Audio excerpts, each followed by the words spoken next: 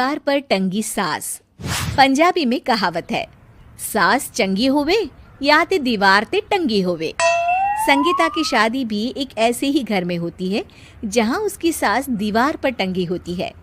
ससुर और पति शादी के पहले दिन उसे सास के फोटो के सामने ले जाते हैं, जहां ससुर जी कहते हैं, बेटा बेटा संगीता, ये तुम्हारी सास थी, बहुत नेक और भली, लेकिन थोड़ी गुस्सैल थी।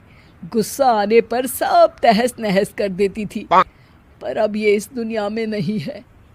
हाँ संगीता, माँ होती तो तुम इनकी कोई बात टाल नहीं सकती थी, वरना तो माँ घर में भूचाल ले आती।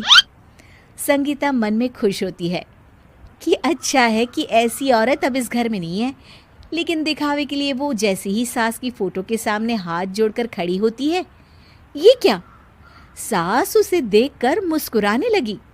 संगीता आंखों को मलकर एक बार फिर से देखती है, लेकिन फिर सास के चेहरे का भाव, भंगिमा यानी एक्सप्रेशन बिल्कुल बदले होते हैं। वो अपने पति और ससुर को कहती है, माँ की तस्वीर तो स्माइल कर रही है। ना ना बेटी, ये कैसे संभव है? जरूर तुम्हें कोई गलती हुई होगी, ऐसा कैसे हो सकता है? लगता है तुम शादी की सारी फॉर्मेलिटी करते करते थक गई हो, तुम्हें आराम की जरूरत है संगीता। खैर, सारे संगीता की बात को इग्नोर कर कमरे में चले जाते हैं। वैसे सास की फोटो पर एक्सप्रेशन एक के बाद एक बदलते ही रहते हैं। सुबह होती है, पति और ससुर को काम पर भेजकर संगीता कमरे की सफाई करने में लग जाती है कि तभी उसे आवाज आती है, टेबल ठीक से साफ करो। ऐसे भी कोई टेबल साफ करता है? इससे अच्छा तो ये गंदा ही था। किसी औरत की आवाज सुन संगीता दंग रह जाती है और सोचने लगती है कि आवाज कहाँ से आई। आवाज को नजरअंदाज कर वो फिर से अपना काम करना शुरू करती है, लेकिन इस बार तो आवाज बिल्कुल उसके कान के पास से आती है। मेरा घर है ये, जब तक मैं थी चमका कर रखती थी, हर एक चीज शीशे की तरह थी।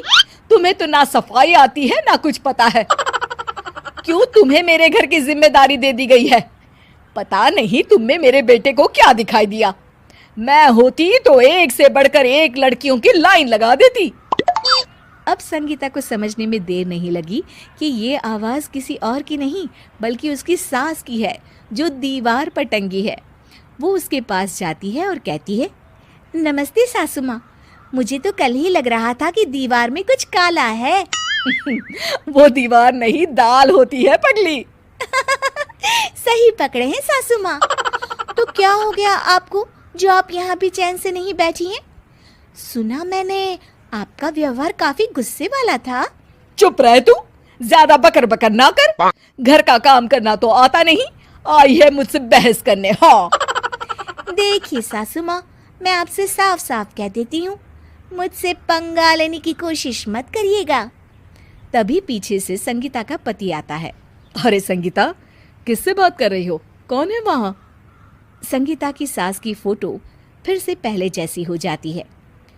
आपकी माँ से कह रही थी कि मुझे काम करना आता। अरे संगीता, माना सास के ताने हर बहू को अच्छे लगते हैं, लेकिन यहाँ तो माँ है ही नहीं, तुम तो फोटो से ही। तुम भी लाजवाब हो संगीता। किसी को विश्वास नहीं होता कि संगीता अपनी मरी हुई सास की फोटो से बात करती है।